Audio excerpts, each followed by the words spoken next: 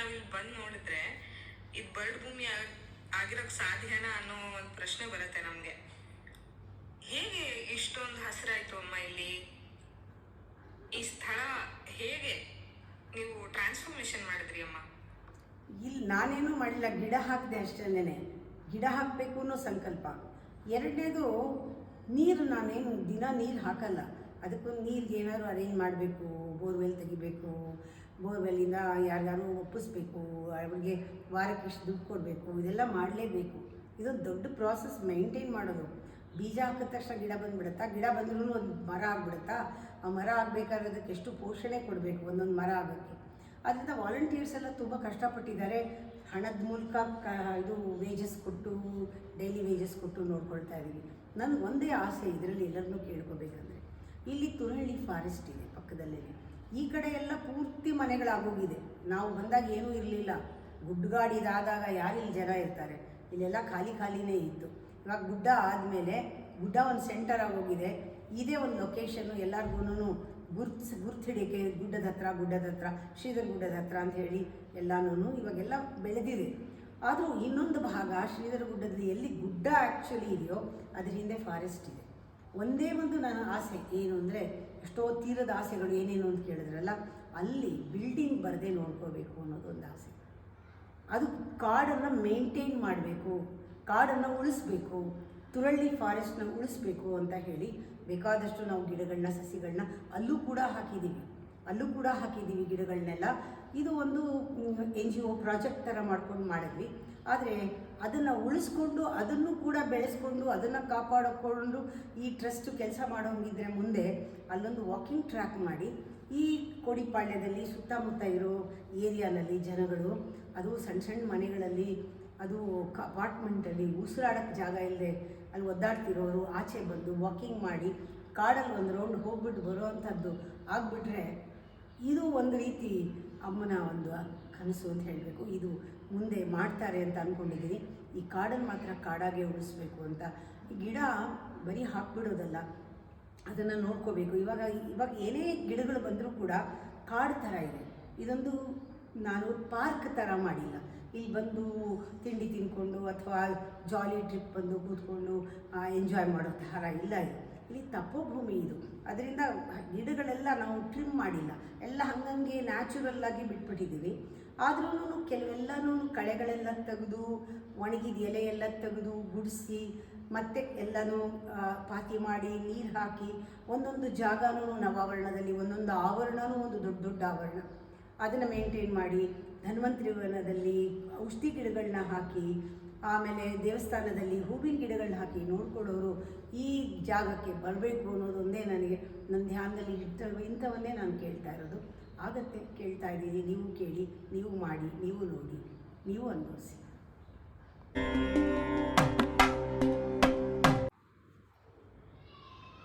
ಗುಡ್ಡದಲ್ಲಿ ರುದ್ರಾಕ್ಷಿ ಸಿಗ್ತಾ ಇದೆ. ಈ ರುದ್ರಾಕ್ಷಿ ಮಹಿಮೆ ಏನು ಅಮ್ಮ? ಗುಡ್ಡದಲ್ಲಿ ರುದ್ರಾಕ್ಷಿ ಸಿಗ್ತಾ ಇದೆ, ಅದು ಹಾಗೆ ಸಿಕ್ಬಿಟ್ಟಿಲ್ಲ. ಅದಕ್ಕೆ ಬೇಕಾದಷ್ಟು ದೊಡ್ಡ ಕಥೆ ಆಯಿತು. ನಾನು ಹವಾಯಿಗೆ ಹೋಗಿದ್ದೆ. ಅಲ್ಲಿ ಧ್ಯಾನ ಮಾಡಿದಾಗ ಅಲ್ಲಿ ಒಂದು ಆಶ್ರಮ ಇದೆ, ಸುತ್ತ ರುದ್ರಾಕ್ಷಿ ಗಿಡ. ನಾನು ಕೂತಿದ್ದ ಜಾಗದಲ್ಲಿ ಫುಲ್ ರುದ್ರಾಕ್ಷಿ ಬಿದ್ದಿತ್ತು, ಉದುರಿತ್ತು. ನಾನೊಂದು ಹುಲ್ ಮೇಲೆ ಕೂತಿದ್ದೆ. ಆವಾಗ ಅಂದ್ಕೊಂಡೆ, ಇವು ನಮ್ಮ ಆಶ್ರಮದಲ್ಲಿ ಈ ಥರ ರುದ್ರಾಕ್ಷಿ ಉದುರಬಾರ್ದ. ದಟ್ ವಿಜುವಲೈಸೇಷನ್, ನಿಜವಾಗ್ಲೂ ಮೆಡಿಟೇಷನ್ ಮಾಡಿದ್ರೆ ಎಷ್ಟು ಕ್ಲಾರಿಟಿ ಇರುತ್ತೆ ನಮ್ಮ ವಿಜುವಲೈಸೇಷನಲ್ಲಿ, ನಮ್ಮ ಅಫರ್ಮೇಷನ್ನಲ್ಲಿ. ಅದು ಬಂದುಬಿಡುತ್ತೆ ಮನಸ್ಸಿಗೆ. ನಾನು ಗುಡ್ಡದಲ್ಲಿ ಕೂತ್ಕೊಂಡು ಧ್ಯಾನ ಮಾಡ್ದಂಗಿತ್ತು ಆ ಜಾಗ. ಅದು ಆಯಿತು ನೋಡಿ.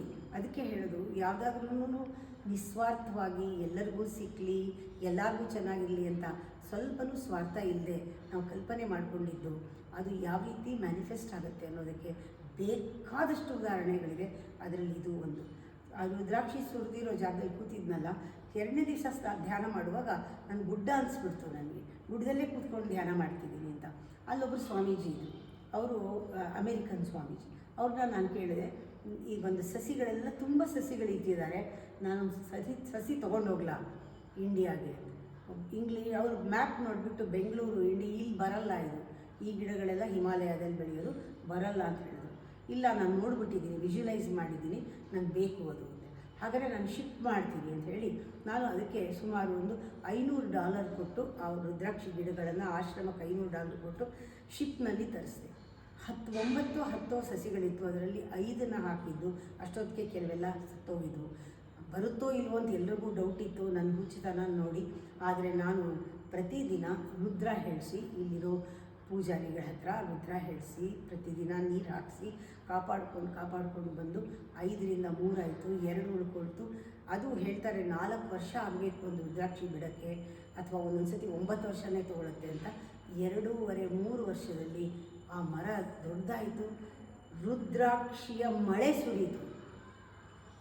You can't believe it. ನನಗೂ ನಂಬಕ್ಕೆ ಆಗಲಿಲ್ಲ. ಇವತ್ತು ರಾಶಿ ರುದ್ರಾಕ್ಷಿ. ಅದನ್ನೆಲ್ಲ ಏನು ಮಾಡಬೇಕು? ಕಾಲಕ್ಕೆ ಸಿಗ್ತಾಯಿದೆ, ಹಕ್ಕಿಗಳು ತೊಗೊಂಡೋಗಿ ಅಲ್ಲಿ ಇಲ್ಲಿ ಹಾಕತ್ತೆ, ಎಲ್ರಿಗೂ ಕಾಲಕ್ಕೆ ಸಿಗ್ತಾಯಿದೆ ಅಂತ ತಂದು ಕೊಡ್ತಾ ಇದ್ದಾರೆ.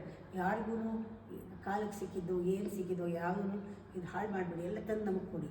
ಎಲ್ಲ ರುದ್ರಾಕ್ಷಿನ ಕಲೆಕ್ಟ್ ಮಾಡಿ ಸಹಸ್ರ ರುದ್ರಾಕ್ಷ ಲಿಂಗವನ್ನು ಅದರಲ್ಲಿ ಕ್ರಿಯೇಟ್ ಮಾಡಿದ್ದಾಯಿತು.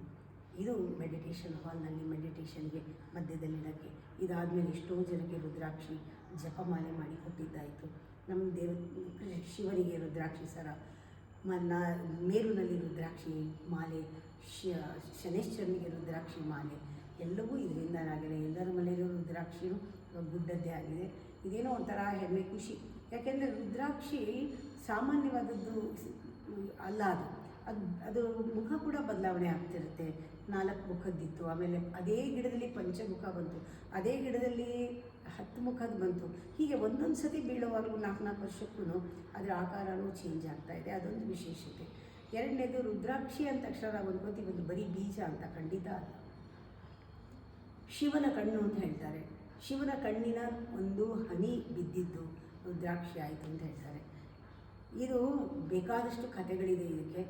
ಗುಡ್ಡದಲ್ಲಂತೂ ರುದ್ರಾಕ್ಷಿ ಅಂದರೆ ಒಂದೊಂದು ರುದ್ರಾಕ್ಷಿಯು ನನ್ನ ಪಾಲಿಗೆ ಶಿವನೇ.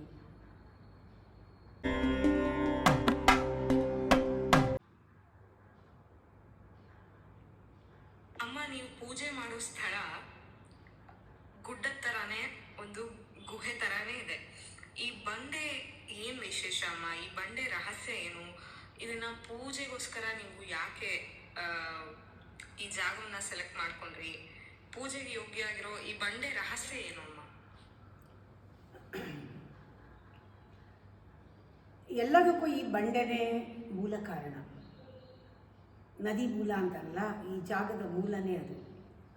ಈ ಜಾಗನ ಮೇರು ಅಂತ ಕರಿತೀನಿ ನಾನು. ಯಾಕೆಂದರೆ ಇದು ಉತ್ತುಂಗವಾದ ಎನರ್ಜಿ ಪ್ಲೇಸ್. ಇದು ಎನರ್ಜಿ ಹೈ ಲೆವೆಲ್ನಲ್ಲಿರುತ್ತೆ ಇಲ್ಲಿ. ಈ ಜಾಗಕ್ಕೆ ಬಂದಾಗ ನನಗೆ ಗೊತ್ತಿಲ್ಲೇನೋ ಇದೊಂದು ಬಂಡೆ. ಎಲ್ಲ ಕಡೆ ಮುಳ್ಳು, ಎಲ್ಲ ಕಡೆ ಇಮ್ಯಾಜಿನ್ ಕಾಡು, ಗುಡ್ಡ, ಮುಳ್ಳು. ನಾನು ಈ ಬಂಡೆ ಮೇಲೆ ಹತ್ತಿ ಕೂತ್ಕೊಂಡೆ. ಬಿಸಿಲಿತ್ತು. ತಲೆ ಮೇಲೊಂದು ಪುಸ್ತಕನೋ ಏನೋ ಇಟ್ಕೊಂಡೆ. ಎಲ್ಲರೂ ಜಾಗ ಎಲ್ಲ ಸರ್ವೆ ಮಾಡ್ತಾಯಿದ್ರು. ನಾ ಬಂಡೆ ಮೇಲೆ ಕೂತ್ಕೊಂಡು ಕಣ್ಣು ಮುಚ್ಕೊಂಡೆ. ಸಡನ್ನಾಗಿ ನಾನು ಒಂದು ಪಾದ ನೋಡಿದೆ. ಆ ಪಾದ ಈ ಥರ ಅಲ್ಲ, ಈ ಥರ ಇತ್ತು. ಹೀಗಿರಲಿಲ್ಲ, ಪಾದ ಹೀಗಿತ್ತು. ಹೀಗೆ ಹೋಗ್ತಾ ಆಕಾಶಕ್ಕೆ ಹೋಯಿತು. ಇಮ್ಮಿಡಿಯೇಟಾಗಿ ಕಂಡುಬಿಟ್ಟೆ. ಆಮೇಲೆ ಬಂಡೆ ಮೇಲೆ ಕೈ ಇಟ್ಟೆ. It was so vibrating. ಇವತ್ತು ಆ ವೈಬ್ರೇಷನ್ ಆ ಬಂಡೆ ಒಳಗಿದೆ ಅಂದ್ಕೊಂಡೆ. ಅದಾದಮೇಲೆ ಅಲ್ಲಿಂದ ನನಗೆ ಹೇಳೋಕ್ಕೆ ಹೊರಡೋಕ್ಕೆ ಇಷ್ಟ ಆಗ್ತಾಯಿಲ್ಲ. ಅಲ್ಲೇ ಕೂತ್ಕೊಳ್ಳೋಣ ಅಂತ, ಸ್ವಲ್ಪ ಹೊತ್ತು ಕೂತ್ಕೊಳ್ಳೋಣ ಅಂತ. ಬಿಸಿಲಿದೆ ಅಂದರು. ಸ್ವಲ್ಪ ಹೊತ್ತು ಅಷ್ಟೋರು ಮಳೆ ಬಂತು. ಅಲ್ಲೇ ಕೂತ್ಕೊಂಡು ಮಳೆಯಲ್ಲಿ ನೆಂದಿದ್ದುಂಟು. ಚೆನ್ನಾಗಿ ಪೂರ್ತಿ ನೆಂದು ಮಳೆಯಲ್ಲಿ ಆ ಬಂಡೆನ ಚೆನ್ನಾಗಿ ಒರೆಸಿ ಕೈಯಲ್ಲಿ ಕಣ್ಣು ಹೊತ್ಕೊಂಡು ಇಳಿದೆ. ಆಮೇಲೆ ಆ ಬಂಡೆ ಮೇಲೆ ನನಗೆ ಕಣ್ಣಿದ್ದೇ ಇತ್ತು. ಅದಾದಮೇಲೆ ಎಷ್ಟೋ ವರ್ಷ ಆದಮೇಲೆ ದೇವಸ್ಥಾನ ಎಲ್ಲ ಆದಮೇಲೆ ಅಲ್ಲೊಂದು ಸಣ್ಣದಾಗಿ ಪುಟ್ಟದಾಗಿ ಒಂದು ವಿಶ್ರಾಂತಿ ಧಾಮ ಅಂತ ಬಂದೋರಿಗೆ ಅಂತ ಒಂದು ಜಾಗ ನಿರ್ಮಾಣ ಮಾಡಿದ್ವಿ. ಅದು ದೂರ ಇತ್ತು ದೇವಸ್ಥಾನದಿಂದ. ಆ ಟೈಮ್ನಲ್ಲಿ ನಾನು ಇಲ್ಲಿಗೆ ಬಂದು ಇಲ್ಲೇ ಇರೋಕ್ಕೆ ಶುರು ಮಾಡಿದ್ಮೇಲೆ ನನಗೆ ಆ ಬಂಡೆ ಬೇಕಾಯಿತು. ಆ ಬಂಡೆನ ಸೇರಿಸ್ಕೊಂಡು ಒಂದು ಗುಹೆ ಥರ ಆ ಬಂಡೆನಲ್ಲಿ ಹತ್ರ ಕೂತ್ಕೊಂಡು ನಾನು ಮೆಡಿಟೇಟ್ ಮಾಡಬೇಕು. ಅಲ್ಲಿ ಆ ಬಂಡೆನ ಪೂಜೆ ಮಾಡಬೇಕು. ಯಾಕೆಂದರೆ ಅಲ್ಲಿ ಹೋಗಿ ಬಂದಾಗೆಲ್ಲ ಅಲ್ಲಿ ಹೋಗಿ ಕೂತ್ಕೋತಾ ಇದ್ದೆ. ಏನೋ ಒಂದು ಇಂಟ್ಯೂಷನ್ ಆಗೋದು, ನನಗೇನೋ ಮೆಸೇಜ್ ಬರೋದು, ಏನೋ ಗುರುಗಳಿಗೆ ಮಾತಾಡ್ದಂಗೆ ಅನಿಸೋದು, ಗುರುಗಳು ಕೊಟ್ಟಿದ್ದ ಮಂತ್ರ ನಾನು ಕೇಳಿಸೋದು ಇದೆಲ್ಲ ಆಯಿತು. ನಾನು ಅವತ್ತಿಂದ ಇವತ್ತುವರೆಗೂ ಏನೇ ಡಿಸೈಡ್ ಮಾಡಬೇಕಾದ್ರೂ ಅಲ್ಲಿ ಕೂತ್ಕೊಳ್ತೀನಿ. ಅಲ್ಲಿಂದ ಮೆಸೇಜ್ ಬರುತ್ತೆ, ಏನು ಬರುತ್ತೋ ಏನು ಹೇಳುತ್ತೋ ಆ ಬಂಡೆ ಅದನ್ನೇ ಮಾಡೋದು. ಯಾರು ಏನು ಹೇಳಿದ್ರು ನಾನು ಮಾಡಲ್ಲ. ಅಲ್ಲಿಂದ ಬೇಡ ಅಂತಂದರೆ ನಾನು ಮಾಡಲ್ಲ, ಅಲ್ಲಿಂದ ಮಾಡು ಅಂದರೆ ಮಾಡ್ತೀನಿ. ಈ ಥರ ಒಂದು ರೀತಿ ನನ್ನ ಒಳಗಡೆ ಕೆಲಸ ಮಾಡುತ್ತೆ ಅದು. ಅಲ್ಲಿ ಕೂತ್ಕೊಂಡೇ ಸೌಂದರ್ಯಲಹರಿಯನ್ನು ಕೇಳಿದಾಗ ನನಗೇನು ಅನ್ನಿಸ್ತು, ಎಲ್ಲ ಶ್ಲೋಕನೂ ಹೊರಗೆ ಬಂದಿದ್ದು 45 ನಿಮಿಷದಲ್ಲಿ ಕನ್ನಡದಲ್ಲಿ ಶ್ರೀ ಸೊಬಗು ಬಂತು. ಈ ಥರ ಬೇಕಾದಷ್ಟು ಅನುಭವಗಳು, ಈ ಜಪಗಳು, ತಪಗಳು, ಪೂಜೆಗಳು ಇಲ್ಲಿ ನಡೆದಿದೆ. ಶ್ರೀಚಕ್ರ ನನಗೆ ಕಾಣಿಸಿತ್ತು ಈ ಬಂಡೆ ಒಳಗೆ. ಈ ಬಂಡೆ ತುಂಬ ಶಕ್ತಿಯುತವಾದ ಬಂಡೆ. ಇಲ್ಲಿ ಮಾನಸ ಸರೋವರದಿಂದ ತಂದಂತಹ 2 ಕಲ್ಲು ದೇವಿ ಪಾದ ಆಗಿದೆ, ಅದನ್ನಿಟ್ಟಿದ್ದೀನಿ. ಅಲ್ಲಿ ಹಾಲು ಹಾಕಿದ್ರೆ ಅದು ಅಭಿಷೇಕಕ್ಕೆ ಏನೋ ಒಂದು ರೀತಿ ಅದ್ಭುತವಾದ ಒಂದು ಗಮ್ಮಂತ ವಾಸನೆ ಬರುತ್ತೆ. ಬರೀ ಜೇನುತುಪ್ಪ ಹಾಕಿದ್ರೆ ಹಾಲಾಗುತ್ತೆ. ಆ ಥರ ಒಂದು ಅದ್ಭುತವಾದ ಪವಾಡಗಳು ನಡೆಯೋ ಜಾಗ ಇದು. ಈ ಜಾಗ, ಈ ಬಂಡೆ, ಇಲ್ಲಿ ಪೂಜೆ, ಇಲ್ಲಿ ಮೆಡಿಟೇಷನ್, ಬೆಳಗ್ಗೆ ಬ್ರಹ್ಮ ಮುಹೂರ್ತದಲ್ಲಿ ಮಾಡೋದು, ಇಲ್ಲಿ ಆರತಿ ಮಾಡೋದು ಒಂದು ವಿಶೇಷ.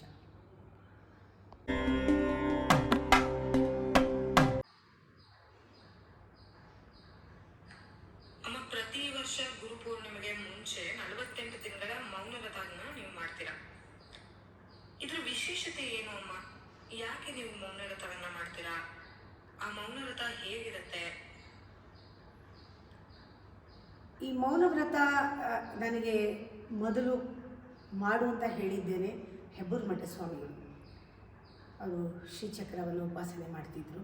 ಅವರು ನನಗೆ ಹೇಳಿದರು, ಟೆಂಪಲ್ನ ನೀನು ಇನಾಗ್ರೇಟ್ ಮಾಡೋಕ್ಕೆ ಮುಂಚೆ 48 ದಿನ ಮೌನಲ್ಲಿದ್ದು ಯಾವ ದೇವಿನ ಪ್ರತಿಷ್ಠಾಪನೆ ಮಾಡ್ತೀವೋ ಆ ದೇವಿ ಮಂತ್ರವನ್ನು ತೊಗೊಂಡು ಜಪ ಮಾಡಿ ಆಮೇಲೆ ಮಾಡಬೇಕಂತ. ಇದನ್ನು ಸೀರಿಯಸ್ ಆಗಿ ತೊಗೊಂಡೆ. 48 ದಿನ ಆದಮೇಲೆ ಆಮೇಲೆ 3 ದಿನ ನೀನು ದೀಕ್ಷೆ ಕೊಡಬಹುದು. ಆ ಮಂತ್ರನ ಯಾರಿಗೆ ಬೇಕಾದರೂ ದೀಕ್ಷೆ ತಗೊಳ್ಳೋರಿಗೆ ಬೀಜಾಕ್ಷರಗಳನ್ನು ನಾಲ್ಗೆ ಮೇಲೆ ಬರೀಬಹುದು. ನೀನು ಯಾವ ಜಪ ಮಾಡಿದ್ದೆ ಆ ಮಂತ್ರನ ಅಂತ ಹೇಳಿ ನನಗೆ ಹೇಳಿದ್ದು. ತುಂಬ ಒಳಗಡೆ ಹೋಗಿ ನಿಷ್ಠೆಯಿಂದ 48 ದಿನ ವ್ರತ ಮಾಡಿದೆ. ಅದಾದಮೇಲೆ ಪ್ರತಿ ಗುರುಪೂರ್ಣಿಮೆಗೆ ಮುಂಚೆ 48 ದಿನ ವ್ರತ ಮಾಡಲೇಬೇಕು ಅನ್ನೋದಾಗಿ ಇವತ್ತುವರೆಗೂ ಮಾಡ್ತಾಯಿದ್ದೀನಿ. 30 ವರ್ಷದಿಂದ ನಡ್ಕೊಂಡು ಬರ್ತಾಯಿದೆ. ಈ ಮೌನ ವ್ರತ ಮಾಡಿದ ಟೈಮ್ನಲ್ಲಿ 48 ದಿವಸ ನಾನು ಎಷ್ಟು ಸೆಲ್ಫ್ ಡಿಸಿಪ್ಲಿನ್ನಲ್ಲಿ ನಾವು ಇರ್ತೀವೋ ಅಷ್ಟರ ಮಟ್ಟಿಗೆ ನಮಗೆ ಎನರ್ಜಿ ಜಾಸ್ತಿ ಆಗುತ್ತೆ. ಆ ಟೈಮ್ನಲ್ಲಿ ಯಾರ ಜೊತೆನೂ ಮಾತಾಡೋದಿಲ್ಲ. 12 ಅಡಿ ದೂರ ಇರ್ತಾರೆ ಎಲ್ಲರೂ. ಎಲ್ಲರಿಗೂ ಅರ್ಥ ಆಗಿದೆ, ಯಾರೂ ಹತ್ತಿರ ಬರೋದೂ ಇಲ್ಲ. ಆ ಟೈಮ್ನಲ್ಲಿ ನಾನು ಮಾಡೋ ಜಪ, ನಾನು ಮಾಡೋ ಧ್ಯಾನ, ನಾನು ಮಾಡೋ ಚಿಂತನೆಗಳು ಇದೆಲ್ಲವೂ ಅದ್ಭುತವಾಗಿ 48 ದಿವಸದಲ್ಲಿ ಒಂದು ಎಲಿವೇಶನ್. ಪ್ರತಿ ಸತಿ ಮಾಡಿದಾಗಲೂ ಕೂಡ ಎಲ್ಲ ಕಾರ್ಯಗಳು ಕೂಡ ಎಷ್ಟು ಸುಲಭವಾಗಿ ಎಫರ್ಟ್ಲೆಸ್ ಆಗಿರುತ್ತೆ ಅಂದರೆ ನನ್ನ ಸಂಕಲ್ಪಗಳೆಲ್ಲ ಸಿದ್ಧಿ ಆಗೋದು ಎಲ್ಲ ಆ ಟೈಮ್ನಲ್ಲೇ. ತುಂಬ ಪವಾಡಗಳಾಗುತ್ತೆ. ಆ 48 ದಿನ ಈ ಜಾಗದಲ್ಲಿ ಮೌನದಲ್ಲಿರೋದ್ರಿಂದ ನನಗೆ ಆ ಧ್ವನಿಗಳು ಕೇಳೋದು, ಗುರುಗಳ ಮೆಸೇಜ್ಗಳು ಬರೋದು ವಿಶೇಷವಾದ ಅನುಭವಗಳಾಗುತ್ತೆ. ನಾನು ಕೂತ್ಕೊಂಡು ಧ್ಯಾನ ಮಾಡ್ತಾಯಿದ್ರೆ ಇನ್ನು ಒಂದು ಹೊಸ ಒಂದು ಅನುಭವ. ಪ್ರತಿ ದಿನ ಪ್ರತಿ ನಿತ್ಯ ನನಗೆ ಹೊಸ ಅನುಭವಗಳಾಗುತ್ತೆ. ಪ್ರತಿದಿನಾಗಲೂ ಪೂಜೆ ನಡೆಯುತ್ತೆ. ಗಾಯತ್ರಿ ಜಪ ಮಾಡ್ತೀನಿ, ಗಾಯತ್ರಿ ಮಾಡ್ತೀನಿ. ಅಂದರೆ ವಿಶೇಷವಾದ ನನ್ನಲ್ಲೇ ಒಂದು ಹೊಸದಾಗಿ ಹುಟ್ಟು ಬರ್ತಾ ಇದ್ದೀನೇನೋ ಅನಿಸುತ್ತೆ. ಪ್ರತಿ ವರ್ಷವೂ ನಾನು ಅದು ಮುಗಿದ ತಕ್ಷಣ ಅದೇ ಒಂದು ಟೈಮ್ ಟೇಬಲ್ಲು ಎಷ್ಟೋ ತಿಂಗಳುಗಳು ನಡೀತಾ ಇರುತ್ತೆ. ಇವಾಗ ಅನಿಸುತ್ತೆ ನಾನು 48 ದಿನ ಕೂತ್ಕೊಂಡು ಮಾಡೋದಕ್ಕೂ ಇದಕ್ಕೂ ಹೆಚ್ಚು ವ್ಯತ್ಯಾಸ ಇಲ್ಲ. ಅದೇ ಟೈಮ್ ಟೇಬಲಲ್ಲಿ ಇರ್ತೀನಿ. ಆದರೆ ಇವಾಗ ಎಲ್ಲರ ಜೊತೆ ಮಾತಾಡ್ತೀನಿ, ಹೊರಗಡೆ ಹೋಗಿ ಬರ್ತೀನಿ, ಇಷ್ಟೇ ವ್ಯತ್ಯಾಸ. ಆದರೆ ಅದೇ ಧ್ಯಾನ, 2 ಸತಿ ಯೋಗ, ಪ್ರಾಣಾಯಾಮ, ಪೂಜೆ ಎಲ್ಲನೂ ಅದೇ ಥರ ನಡ್ಕೊಂಡು ಹೋಗ್ತಾ ಇದೆ. ವ್ಯತ್ಯಾಸ ಇಲ್ಲ. ಆದರೆ ಆವಾಗ ಏಕಾಂತವಾಗಿರ್ತೀನಿ. ಇನ್ನೂ ಹೆಚ್ಚು ಟೈಮ್ ಸಿಗುತ್ತೆ ನನಗೆ ಮಾಡೋಕ್ಕೆ. ಮತ್ತು ಆಮೇಲೆ ಮಕ್ಕಳಿಗೆ ಬೀಜಾಕ್ಷರ ಕೊಡೋ ಮಂತ್ರವನ್ನು ವಿಶೇಷವಾಗಿ ತೊಗೊಳೋದ್ರಿಂದ ಜಪ ಜಾಸ್ತಿ ಇರುತ್ತೆ. ಆವಾಗ ತುಂಬ ಎನರ್ಜಿ ಬರುತ್ತೆ. ಇದು ಮಾಡ್ತಾ ಇರೋದ್ರಿಂದ ನನಗೆ ವಯಸ್ಸು ಮರ್ತೋಗುತ್ತೆ, ಟೈಮ್ ಮರ್ತೋಗುತ್ತೆ. ಆಮೇಲೆ ನನಗೆ ಪಾಸ್ಟ್ ಮರ್ತೋಗುತ್ತೆ, ಫ್ಯೂಚರ್ ಕಡೆ ಗಮನ ಇರಲ್ಲ. ತುಂಬ ಎಕ್ಸಿಸ್ಟೆನ್ಷಿಯಲ್ ಸಿಚುಯೇಷನ್ ತುಂಬ ಚೆನ್ನಾಗಿ ನನ್ನನ್ನು ರಿಸೀವ್ ಮಾಡುತ್ತೆ. ನಾನು ಪ್ರತಿಯೊಂದು ಗಳಿಗೆನೂ ಇರ್ತೀನಿ ನನ್ನ ಜೊತೆಯಲ್ಲಿ. ನಾನು ಒಂದು ಅದ್ಭುತವಾದ ಅನುಭವಗಳಾಗುತ್ತೆ. ಇದು ಕೂಡ ಅಷ್ಟೇ. ತುಂಬ ಜನ ಅವರು ಕೂಡ 48 ದಿನ ಜಪ ಮಾಡಿ ಮೌನದಲ್ಲಿದ್ದು ಇಲ್ಲೇ ಇದ್ದು ನನ್ನ ಜೊತೆಗೇ ಧ್ಯಾನ ಮಾಡ್ತಾರೆ. ಅಂದರೆ ಅವ್ರವ್ರಿಗೆ ಬೇರೆ ಕೋಣೆ ಇರುತ್ತೆ, ರೂಮ್ನಲ್ಲಿ ಮಾಡೋರು ಮಾಡ್ತಾರೆ. ಇದು ತುಂಬ ಶಕ್ತಿಯನ್ನು ಕೊಟ್ಟಿದೆ. ಈ ಜಾಗಕ್ಕೆ ಶಕ್ತಿಯನ್ನು ಕೊಟ್ಟಿದೆ. ಯಾಕೆಂದರೆ ಆ ಟೈಮ್ನಲ್ಲಿ ನಾನು ಗರ್ಭಗುಡಿ ಒಳಗೆ ಹೋಗಿ ಧ್ಯಾನ ಮಾಡ್ತೀನಿ. ಧ್ಯಾನ ಮಾಡಿದಾಗ ಒಂದು ಸ್ವಲ್ಪ ಹೊತ್ತು ಆ ವಿಗ್ರಹಗಳನ್ನು ಹಿಡ್ಕೊಂಡಿರ್ತೀನಲ್ಲ, ಆಗ ಎನರ್ಜಿ ನನಗೆ ಫೀಲ್ ಆಗುತ್ತೆ. ತುಂಬ ಚೆನ್ನಾಗಿರೋ ಅನುಭವಗಳಾಗುತ್ತೆ. ನನಗೆ ಒಂಥರ ಇದೊಂದು ಪೂಜೆ ಮಾಡೋದಲ್ಲ, ಇದು ಒಂದು ಎಕ್ಸ್ಪೀರಿಯನ್ಸ್ ಮಾಡುವಂಥದ್ದು ವಿಗ್ರಹಗಳಿವೆಲ್ಲ. ನನ್ನನ್ನೇ ನೋಡ್ಕೊಳ್ಳೋಕ್ಕೆ ಒಂದು ಕನ್ನಡಿ ಥರ ಈ ವಿಗ್ರಹಗಳೆಲ್ಲ ಅನ್ನೋದು ಮಟ್ಟೆ ಈ ಸಾರೂಪ್ಯ ಸಾಯುಜ್ಯ ಅಂತಾರಲ್ಲ, ಆ ಒಂದು ಒನ್ನೆಸ್ ಅನುಭವಕ್ಕೆ ಬರುತ್ತೆ. ಇದು ತುಂಬ ಚೆನ್ನಾಗಿರುತ್ತೆ. ಒಂಥರ ಪುನರ್ ಚೈತನ್ಯಗೊಳ್ತಾ ಇರುತ್ತೆ ಒಂದೊಂದು ಕ್ಷಣವೂ ಕೂಡ. ಆಮೇಲೆ ಪ್ರತಿ ಸತಿ ಮೌನ ಇದ್ದಾಗಲೂ ನಾನು ಗಿಡಗಳು ಹಾಕ್ತೀನಿ, ಒಂದೊಂದು ಗಿಡನೂ ಪೂಜೆ ಮಾಡಿ ಹಾಕ್ತೀನಿ, ಗಿಡಗಳಿಗೆ ನೀರು ಹಾಕ್ತೀನಿ. ಪ್ರತಿ ಸತಿ ಹಾಕಿ ಬರಡುಗಾಡಾಗಿದ್ದಂತಹ ಈ ಪ್ರದೇಶ ಈಗ ಹಸಿರಾಗಿದೆ, ದೊಡ್ಡ ದೊಡ್ಡ ಮರ ಬೆಳೆದಿದೆ. ಇವೆಲ್ಲವೂ ನಾನು ಮೌನದಲ್ಲಿ ಪೂಜೆ ಮಾಡಿ ಹಾಕಿರೋ ಗಿಡಗಳು. ಇವಾಗ ನಿಂತ್ಕೊಂಡು ನೋಡಿದ್ರೆ ಅದು ಏನೋ ಹೇಳುತ್ತೆ, ಏನೋ ಕೇಳ್ತೀನಿ, ಇದೂ ಖುಷಿಯಾಗುತ್ತೆ. ಎಷ್ಟೊಂದು ಪಕ್ಷಿಗಳಿಗೆ ಊಟ ಸಿಗ್ತಾ ಇದೆ, ಹಣ್ಣು ಹಂಪಲುಗಳನ್ನು ತಿನ್ಕೊಂಡು ಹೋಗುತ್ತೆ. ಎಷ್ಟೊಂದು ನವಿಲಿಗಳಿದೆ, ಎಷ್ಟೊಂದು ಗಿಳಿಗಳಿದೆ, ಬಣ್ಣದ ಹಕ್ಕಿಗಳಿದೆ. ಎಲ್ಲೂ ಈ ಸುತ್ತಮುತ್ತ ಈ ಕಾಡಲ್ಲಿ ಯಾವುದೂ ಇಷ್ಟು ಚೆನ್ನಾಗಿರೋ ಮರಗಳು, ಇಷ್ಟು ಚೆನ್ನಾಗಿರೋ ಹಣ್ಣು ಸಿಗೋ ಮರಗಳು, ಕಾಯಿ ಸಿಗೋ ಮರಗಳು ಅವಾಗ ಸಿಗಲ್ಲ. ಎಲ್ಲ ಥರ ಬೆಳಿತೀವಿ, ಎಲ್ಲ ಬೆಳ್ಕೊಂಡಿದೆ ತಾನೇ. ಆ ಗಿಡ ಹಾಕಿದ್ದಷ್ಟೇ. ಅದನ್ನು ನೋಡ್ಕೊಳ್ಳೋದು ಒಂದೊಂದು ಸತಿ ಕಷ್ಟ ಆಗುತ್ತೆ, ಮೇಂಟೈನ್ ಮಾಡೋದು ಕಷ್ಟ ಆಗುತ್ತೆ. ಆದ್ರೂ ಪ್ರತಿ ವರ್ಷವೂ ಒಂದೊಂದು ದಿವಸ 9 ಗಿಡ 48 ದಿವಸಗಳು ಹಾಕ್ಕೊಂಡು ಇಷ್ಟು ಮಟ್ಟಾಗಿದೆ.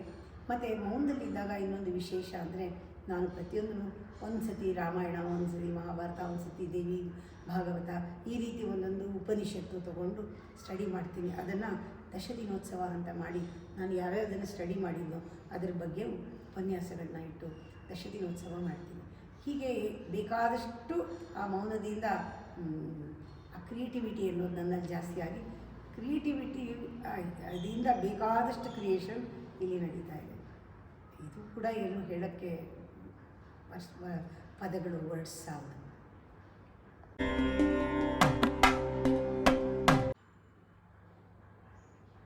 ಅಮ್ಮ, ಪ್ರತಿ ಹುಣ್ಣಿಮೆಗೂ ಗ್ಲೋಬಲ್ ಕಾನ್ಫರೆನ್ಸ್ ಮಾಡ್ತೀರಾ ಅಂತ ಕೇಳ್ಪಟ್ಟೆ. ಇದು ಎಷ್ಟು ವರ್ಷಗಳಿಂದ ನಡ್ಕೊಂಡ್ ಬರ್ತಾ ಇದೆ? ಹಾಗೆ ಇದ್ರ ಉದ್ದೇಶ ಏನು, ಪರಿಣಾಮಗಳೇನು ಅಮ್ಮ? ಹುಣ್ಣಿಮೆ ಆದಮೇಲೆ ಒಂದು 2-3 ದಿವಸ 16ನೇ ಕಳೆಯ ಒಂದು ಶಕ್ತಿ ಎಷ್ಟಿರುತ್ತೆ ಅಂದರೆ, ಧ್ಯಾನ ಮಾಡಿದ್ರೆ ಗೊತ್ತಾಗುತ್ತೆ. ನಾವು ಬೇಕಾದಷ್ಟು ಮೈಲಿಗಳ ಆಚೆ ಟ್ರಾವೆಲ್ ಮಾಡ್ಬೋದು ನಮ್ಮ ಥಾಟ್ಸ್ ಎಲ್ಲ. ಆ ಡಿಜಿಟ್ಸ್ ಎಲ್ಲನೂ ಕಳೆಗಳು ಅಂತ ಹೇಳ್ತಾರೆ, ಮಯೂಖಗಳು ಅಂತ. ಆ ದೇವಿದು ಅಷ್ಟು ಪವರ್ಫುಲ್ಲಾಗಿರುತ್ತೆ. ಯಾಕೆಂದರೆ ಒಂದೊಂದು ಕಲೆಯೂ ಕೂಡ ದೇವಿಯ 15 ಪಂಚದಶಿ ಓದಿದಾಗ ಗೊತ್ತಾಗುತ್ತೆ. ಒಂದೊಂದು ಕಲೆಯೂ ಕೂಡ ಅಷ್ಟೊಂದು ದೇವಿಯ ಒಂದು ಅವಯವ ಅಂತ ಹೇಳ್ತಾರೆ, ಅಷ್ಟೊಂದು ಪವರ್ಫುಲ್ ಅದು. ಈ 15 ದಿವಸ ಆದಮೇಲೆ, ಹುಣ್ಣಿಮೆ ಆದಮೇಲೆ ಚೌತಿ ಒಳಗೆ ನಾವು ಒಂದು ದಿನ ಎಲ್ಲಿಗೆ ಬೇಕಾದ್ರೂ ಥಾಟ್ಸ್ ಕಳಿಸ್ಬೋದು. ಆದರೆ ಅಷ್ಟು ದಿವಸ ಥಾಟ್ಸನ್ನ ನಾವು ಅಫರ್ಮೇಷನ್ ತಗೊಂಡು ಸಂಕಲ್ಪ ಮಾಡಬೇಕು. ಈ ಹುಣ್ಣಿಮೆ ಆದಮೇಲೆ ನಾನು ಏನು ಥಾಟ್ ಕಳಿಸ್ತೀನಿ, ನಾನು ಪಾಡ್ಯದಿಂದ ಹುಣ್ಣಿಮೆವರೆಗೂ ಕೂಡ ಪ್ರತಿದಿನ ಆ ಥಾಟ್ನ ಮೆಲ್ಕಾಗ್ತಾ ಇರಬೇಕು. ಅದು ನನ್ನಲ್ಲಿ ಕೆಲಸ ಮಾಡ್ತಾ ಇರಬೇಕು. ಕೊನೆಯಲ್ಲಿ ಆ ಥಾಟು ಒಂದು ರೂಪ ತಗೊಳುತ್ತೆ. ಅದು ಗ್ಲೋಬಲ್ ಕಾನ್ಫರೆನ್ಸ್ ಅಂತ ಹೇಳಿ ಹೇಗಿದ್ದರೂ ಎಲ್ಲರಿಗೂ ತಲುಪತ್ತೆ. ಯಾತಕ್ಕೆ ಎಲ್ಲರನ್ನೂ ನಾನು ಮೀಟ್ ಮಾಡಬಾರ್ದು ಫೋನ್ನಲ್ಲಿ? ಹಾಗೆ ಶುರುವಾಗಿದ್ದು ಸುಮಾರು ಒಂದು 20 ವರ್ಷದಿಂದ ನಡ್ಕೊಂಡು ಬರ್ತಾ ಇದೆ. ಎಲ್ಲರೂ ಆ ಟೈಮ್ಗೆ ಎಲ್ಲರಿಗೂ ಗೊತ್ತಿದೆ ಇದು. ಎಲ್ಲರೂ ಫೋನಲ್ಲಿ ಆನ್ಲೈನ್ ಬರ್ತಾರೆ. ಆಗ ಅದನ್ನು ಎಲ್ಲರ ಜೊತೆನೂ ಮಾತಾಡ್ದಂಗೆ ಆಗುತ್ತೆ, ಎಲ್ಲರನ್ನೂ ನೋಡ್ದಂಗೆ ಆಗುತ್ತೆ. ವೀಡಿಯೋನಲ್ಲಿ ಒಂದು ಕನೆಕ್ಷನ್ ಇದ್ದೇ ಇರುತ್ತೆ ಯಾವಾಗಲೂ. ನಾನು ಅಲ್ಲಿಗೆ ಹೋಗಿ ಬಂದು ಮಾಡ್ತಾ ಇರೋದ್ರಿಂದ ಎಲ್ರಿಗೂ ಅಮ್ಮನ ಜೊತೆ ಮಾತಾಡಬೇಕು ಅಂತಿರುತ್ತೆ. ಎಲ್ಲರಿಗೂ ಆ ಒಳ್ಳೊಳ್ಳೆ ವಿಷಯಗಳನ್ನು ನಾನು ಆ ಹುಣ್ಣಿಮೆ ನುಡಿನಲ್ಲಿ ಹೇಳ್ತಾ ಇರ್ತೀನಿ. ಇದಕ್ಕೆ ಹುಣ್ಣಿಮೆ ನುಡಿ ಅಂತ ಹೇಳ್ತಾರೆ. ಗ್ಲೋಬಲ್ ಕಾನ್ಫರೆನ್ಸ್ಗೆ ಹುಣ್ಣಿಮೆ ನುಡಿ ಅಂತ.